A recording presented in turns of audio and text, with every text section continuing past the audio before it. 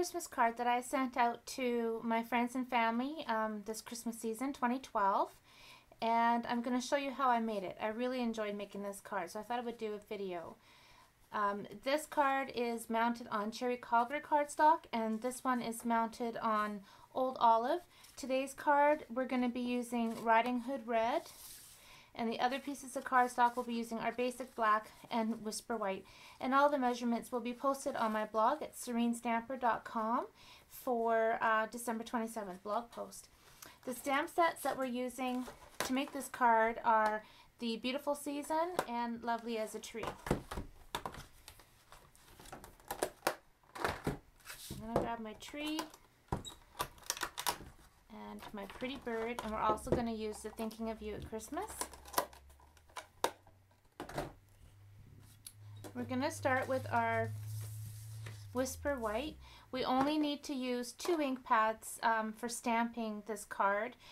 We're going to use the Riding Hood Red, which of course coordinates with the cardstock, and our Jet Black Stays On. I like to use Jet Black Stays On instead of the regular Stampin' Up! Black classic ink. Reason being is quite often when I'm stamping, I'm not sure if I'm going to be coloring it with water or not, and this way no matter how I end up coloring it, I know it's not going to bleed and it doesn't smear or make a mess. It's just, I really prefer the Stays On, and it smells great. So it smells like almond extract. So there's my tree,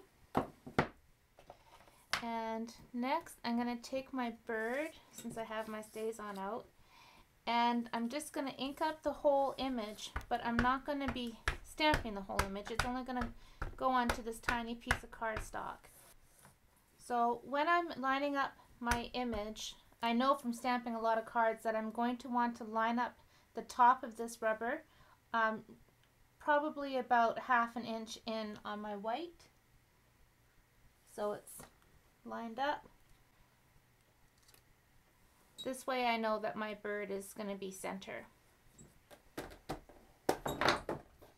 Alright. I'm going to take my snail adhesive and I'm going to stick my trees onto my basic black.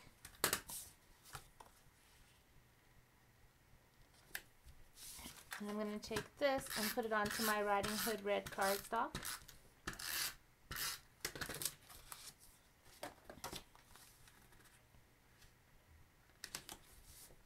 Okay, so we can set that aside. You'll see I stamped here, the bird was actually off a little bit, but I didn't throw out that piece of paper. I just saved it and turned it over and stamped on the other side.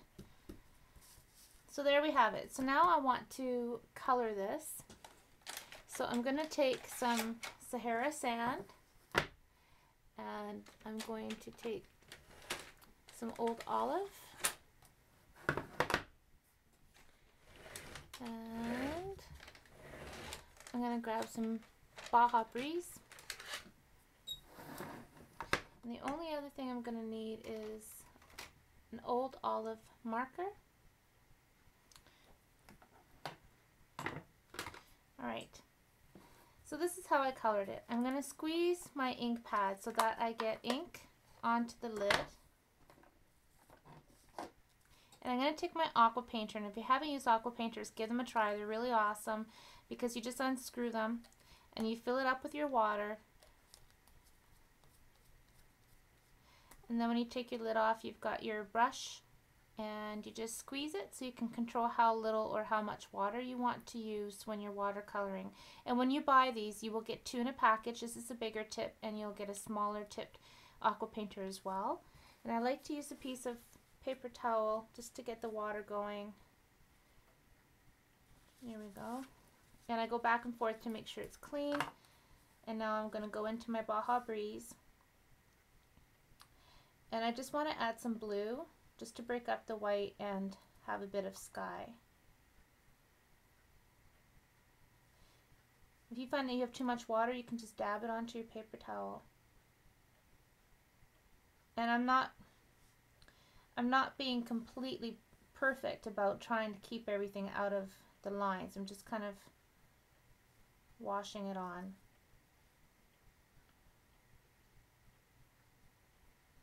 Okay, so there's my sky. I missed a bit down here. Going back and forth with my paper towel to clean that off. I'm going to go into my river rock and add a little bit onto my chickadee. I'm going to squeeze my old olive and do the same thing to my leaves. And literally, I just scribbled this on. When you're doing a lot of cards, especially at Christmas time or for invitations or something, if you're doing a lot, you don't have time to really be exact. And I find just even adding the color, even if there's bits of white still showing, it looks beautiful. Using the aqua painter is so fast. I really, really love using the aqua painter. So I'm going to clean that off. I'm now going to color my berries.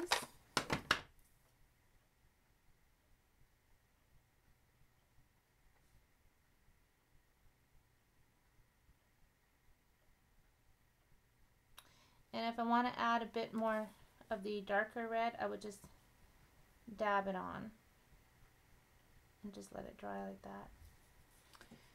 Clean it off. Alright, I'm not quite finished with the bird. I'm going to grab my basic gray, and I just want to kind of color in his head a little bit. I know that should be black, but I don't want to hide the details, so I'm just going over top in the gray, and I want to add a little bit onto his tail and a bit on his wing.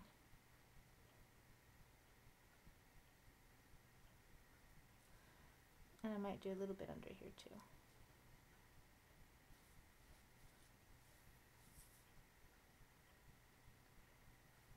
Now you can always go over top of your coloring too with your ink to make it a bit darker if you like.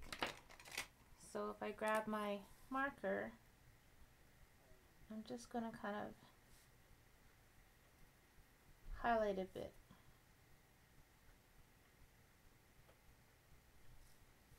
Okay.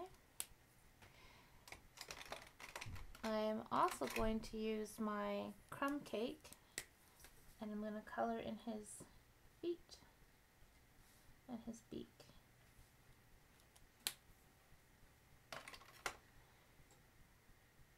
And I like to take my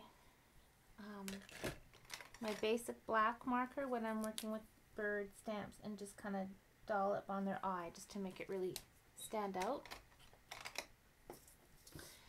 Next, I'm going to grab my old olive, and I'm just going to, again, just kind of scribble in the center on my leaves.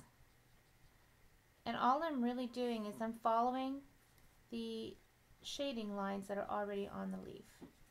And this just adds definition to the leaf. Okay, and then the last thing I have to color is the branch that the leaves are on.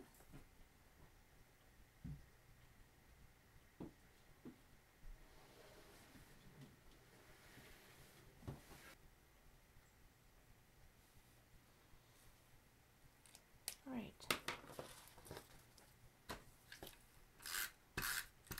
Get my adhesive. Oops, here we go. And I'm just going to put my picture on here, and I'm just making sure it's equal distance around here. And now I'm going to stamp my sentiment. I'm going to use the Thinking of You at Christmas. I'm just going to stamp it right here. Such a pretty card.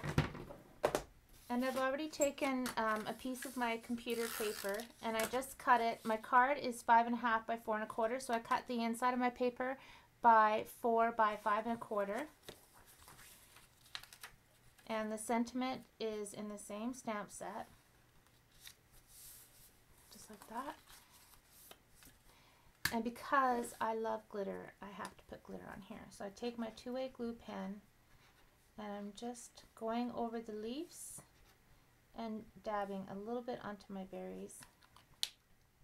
And I store my Dazzling Diamond glitter in container like this with a spoon just because I use it so much and it's nice and easy for sprinkling it on. And then I tap it off, and there you have it. This card was really fun to do, and it was really easy. It took no time at all, so I was able to really mass produce quite a few of these cards. So I hope you give it a try, and it'll be a great layout for lots of other different stamp sets as well. So thanks for watching, and happy stamping.